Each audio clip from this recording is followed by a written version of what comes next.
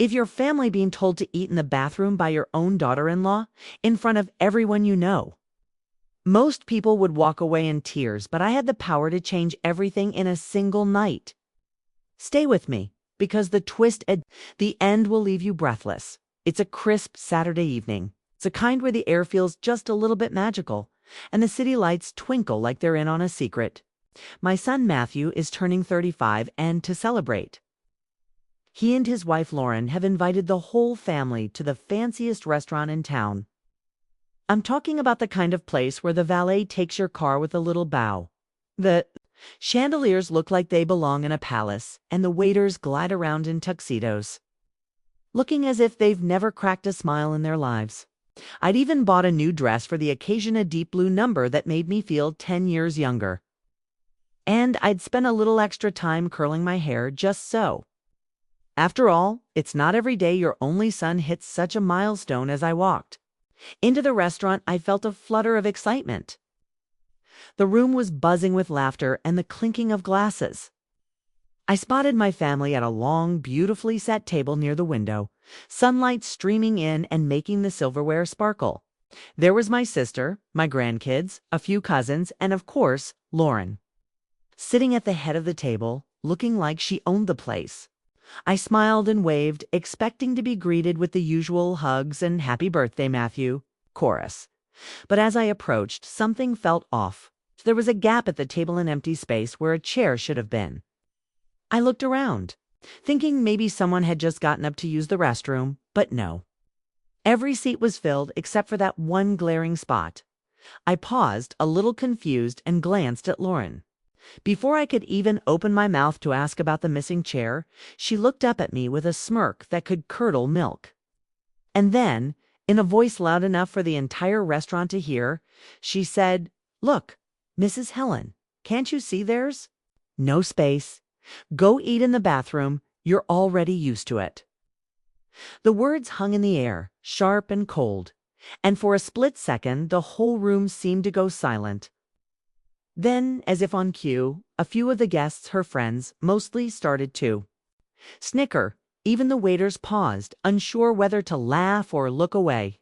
My son Matthew just stared down at his plate, his face turning a shade paler. But he didn't say a word. Have you ever felt your cheeks burn so hot you could fry an egg on them? That's exactly how I felt in that moment. My heart pounded in. My chest and I could feel every pair of eyes in the room on me, waiting to see what I'd do. Part of me wanted to disappear, to shrink down so small I could slip under the table and vanish. Another part of me wanted to snap back, to give Lauren a piece of my mind right then and there. But I remembered something my mother used to say: dignity is silent. Let fools make the noise. So I took a deep breath, straightened my jacket, and forced a small, polite smile. I looked at Lauren, then at my son, and then at the rest of the table. No one met my eyes. Not even my grandkids, who usually ran up to hug me the moment I walked in.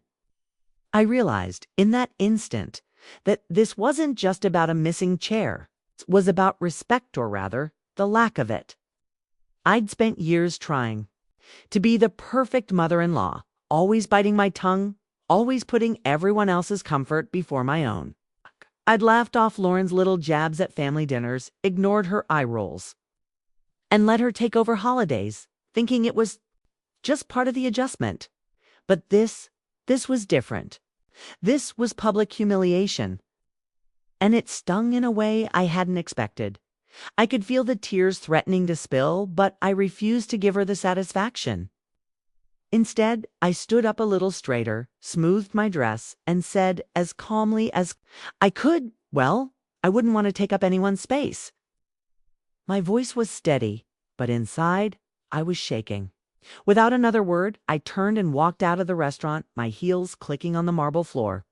I didn't look back, not even when I heard Lauren's laughter echo behind me, or when I caught a glimpse of my son's face.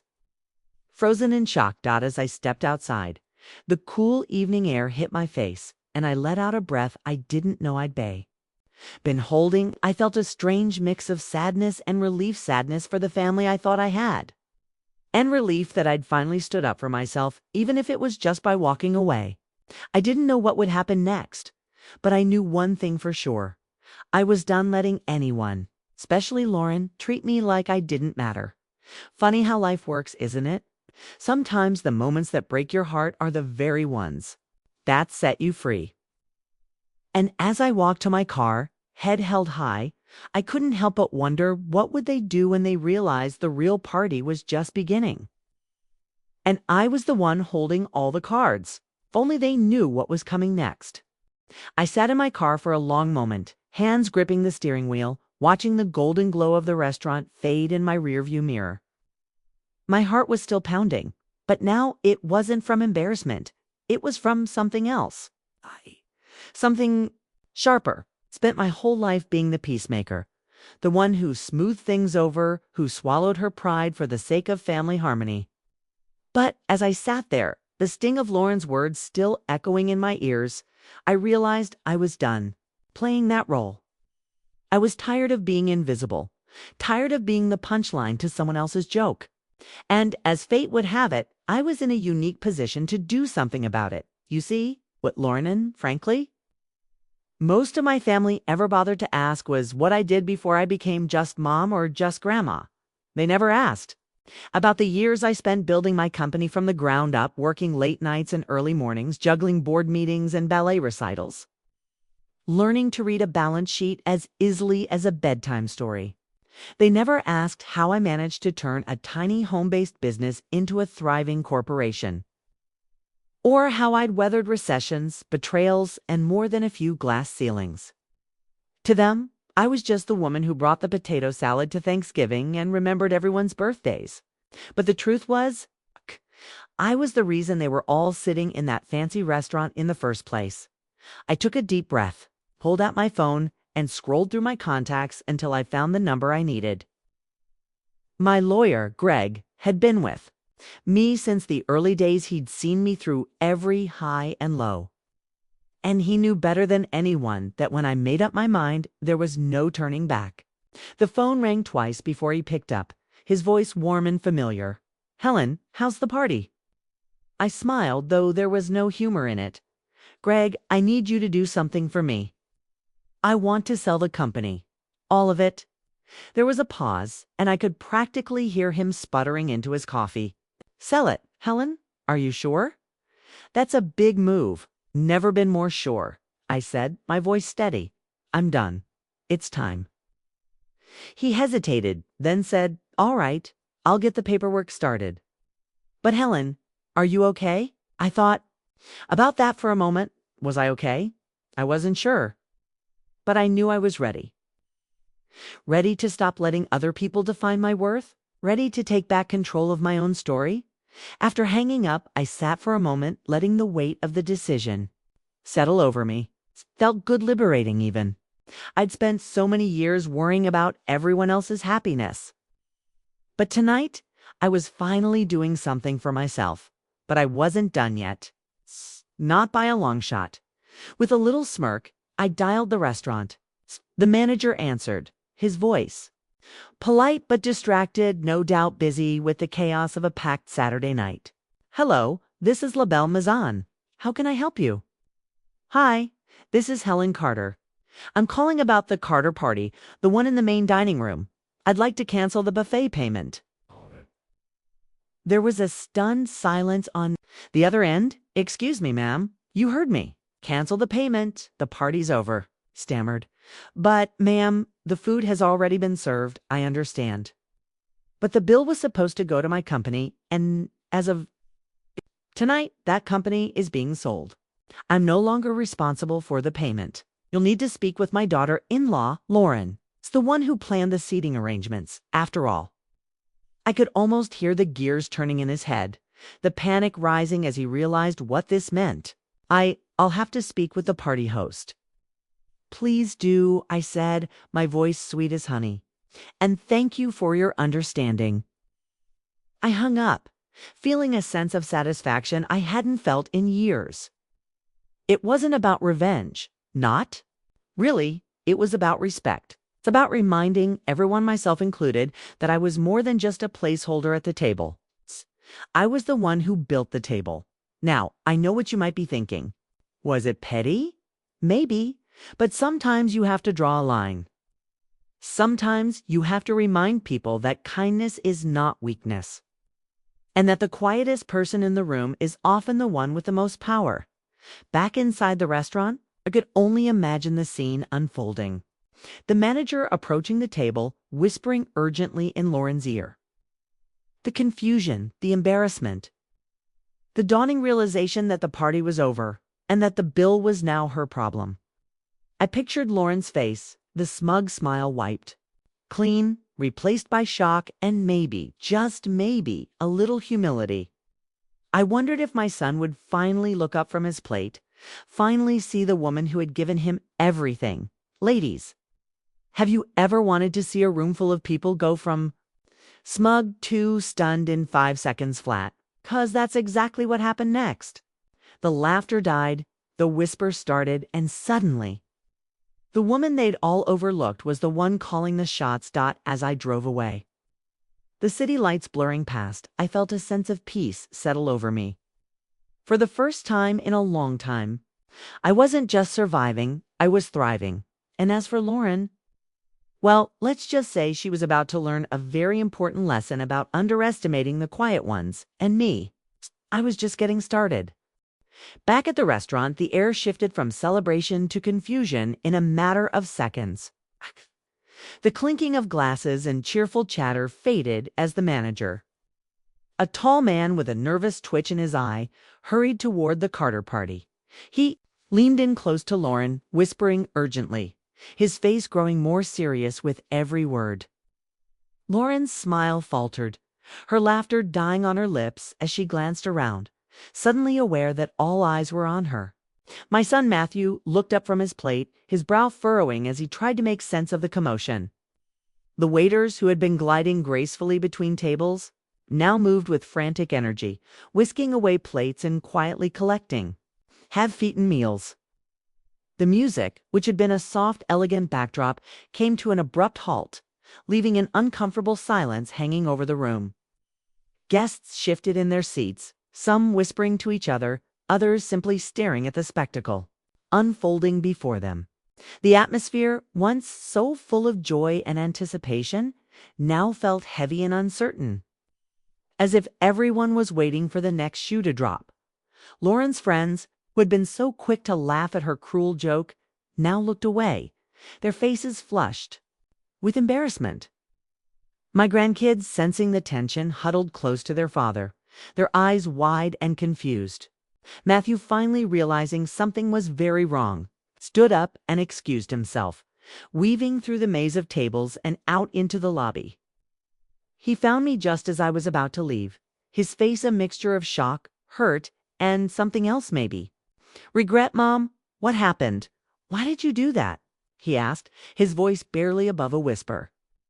For a moment, I saw the little boy he used to be, the one who would run to me with scraped knees and tear-streaked cheeks, looking for comfort and answers. But this time, I didn't have a bandage or a gentle word to offer. This time, the wound was deeper and the lesson was his to learn. Before I could answer, Lauren burst through the doors, her heels clicking frantically on the marble floor. Her mascara was smudged, her hair slightly askew, and her carefully composed facade had crumbled. Dropped to her knees right there in the lobby, her hands clasped together in desperate supplication. "Please, Mrs. Helen, I'm so sorry. I didn't mean it. Please forgive me." Her voice was thick with tears, her words tumbling out in a rush. For a moment, I almost felt sorry for her. Almost. But then I remembered the sting of her words, the laughter of the guests, and the look on my son's face as he sat silently by. I remembered all the times I'd let things slide, all the times I'd chosen peace over self-respect, and I knew I couldn't do it anymore. You know, people always say that forgiveness is a virtue, that we should turn the other cheek and let bygones be bygones. And most of the time, I agree. But sometimes sorry just isn't enough. Sometimes people need to learn that respect isn't optionally earned. I looked down at Lauren, her tears pooling on the polished floor, and I felt a strange sense of calm. I wasn't angry anymore. I wasn't hurt. I was simply done. Lauren, I said quietly, I hope you remember this moment. I hope you remember how it feels to be left out, to be humiliated in front of people you care about. Because that's how you made me feel tonight, and I won't let it happen again. Matthew reached for my arm, his grip gentle but pleading. Mom, please, let's just go back inside. We can fix this. I shook my head, my resolve firm. No, Matthew, some things can't be fixed with an apology or a quick hug. Some things need time and a little humility. Could see the realization dawning in his eyes, the understanding that this wasn't just about a missed chair or a canceled buffet. This was about years of being taken for granted, of being treated as an afterthought. This was about finally standing up and saying enough. Inside, the guests were starting to gather their things, their faces a mix of confusion and disappointment. The party was over, the celebration cut short, and the memory of the night would linger long after the last guest had left. Lauren's friends avoided her gaze, their earlier laughter now a distant memory. My grandkids clung to their father, sensing that something important had changed, even if they didn't fully understand what it was. The manager, looking flustered and apologetic, tried to smooth things over, but the damage was done. The story of the night would be retold for years to come. A cautionary tale about pride, respect, and the quiet strength of a woman who had finally had enough. As I walked out into the cool night air, I felt lighter than I had in years. I didn't know what the future held, whether Matthew and Lauren would learn from this, whether our family would heal or drift further apart. But I knew one thing for certain. I had reclaimed my dignity, my self-respect, and my voice. And that, I realized, was worth more than any apology. Sometimes the hardest lessons are the ones that teach us the most, not just about others, but about ourselves. And as I walked away from the restaurant, head held high, I knew that I was finally free. I walked away from the restaurant that night with my head held high, the city lights twinkling around me like 1,000 tiny reminders that life was still full of possibility. It wasn't about winning. Not really. It was about finally standing up for myself, about drawing a line in the sand and saying no more. For years, I'd let little slights and big insults slide, always telling myself it was better to keep the peace, to avoid drama, to be the bigger person. But as I stepped into the cool night air, I realized that sometimes being the bigger person means standing tall, even if you're standing alone. And let me tell you, that feeling of reclaiming my dignity, of choosing myself for once, was sweeter than any birthday cake, richer than any dessert, and more satisfying than any applause. The days that followed were a whirlwind. News of what happened at the restaurant spread through the family like wildfire. Some called to check on me, their voices full of concern and, I suspect, a little curiosity. Others sent texts, some supportive, some not so much. But for the first time in a long time, I didn't feel the need to explain myself or smooth things over. I simply told the truth. I was tired of being treated like an afterthought, and I was ready for a new chapter. It was as if a weight had been lifted from my shoulders, one I hadn't even realized I was carrying. With the sale of my company finalized, I found myself with a freedom I hadn't known in decades. No more early morning meetings, no more late night emails, no more juggling 1,000 responsibilities while trying to keep everyone else happy. My calendar, once packed to the brim, was suddenly wide open, a blank canvas waiting for me to paint my own picture. And so I did something I hadn't done in years. I started dreaming again. First, I booked a trip to Italy, a place I'd always wanted to visit but never found the time.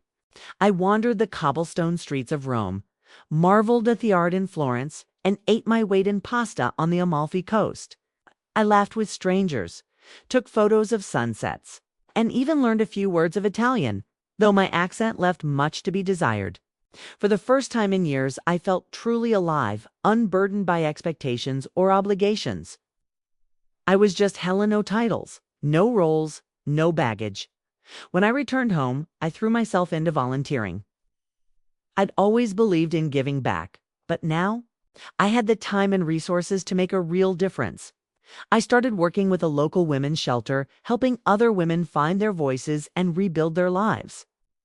Their stories moved me, inspired me, and reminded me that strength comes in many forms. Some days I'd sit with a woman who'd lost everything, just listening, offering a hand to hold or a shoulder to cry on. Other days, I'd help organize fundraisers or teach workshops on financial independence. Each moment felt meaningful, a way to turn my own pain into purpose. And yes, I ate wherever I pleased, never in a bathroom. Thank you very much. I tried new restaurants, sometimes alone, sometimes with friends I'd neglected over the years.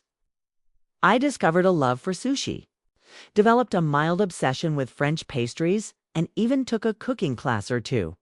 I learned that there's a special kind of joy in savoring a meal you chose for yourself, in a place where you feel welcome and respected. As for my family, things changed. Matthew called more often, sometimes just to chat, sometimes to apologize. Again, for not standing up for me. Our relationship was different. No more honest, less tangled in old expectations. Lauren, for her part, kept her distance at first, but over time, she reached out, her messages tentative and humble. I didn't rush to forgive her, but I didn't shut the door either. Healing takes time, and I was finally willing to let it happen at its own pace. Looking back, I realized that the night at the restaurant was a turning point, not just for me, but for everyone involved. It forced us all to confront uncomfortable truths, to reevaluate what we valued and how we treated each other. It wasn't easy and it wasn't painless, but it was necessary. Sometimes the hardest moments are the ones that set us free. So, let me ask you, dear reader, have you ever let someone walk all over you just to keep the peace? You ever swallowed your pride, bit your tongue, and told yourself it was easier to stay quiet than to speak up? I know I have more times than I care to admit, but what if, just once, you chose yourself? What if you stood up, straightened your jacket, and walked out of a situation that no longer served you? What if you realized that your worth isn't defined by how much you endure, but by how much you love yourself? Life is too short to eat in the bathroom, to sit quietly while others take up all the space. You have the power to change your story, to write a new chapter, to choose yourself. It's never too late, and you're never too old. Trust me, I'm living proof. If this story resonated with you, if it made you laugh, cry, or simply nod in understanding, I invite you to join me on this journey. Subscribe, share your own story, and remember, you are stronger than you think, and you deserve a seat at the table always.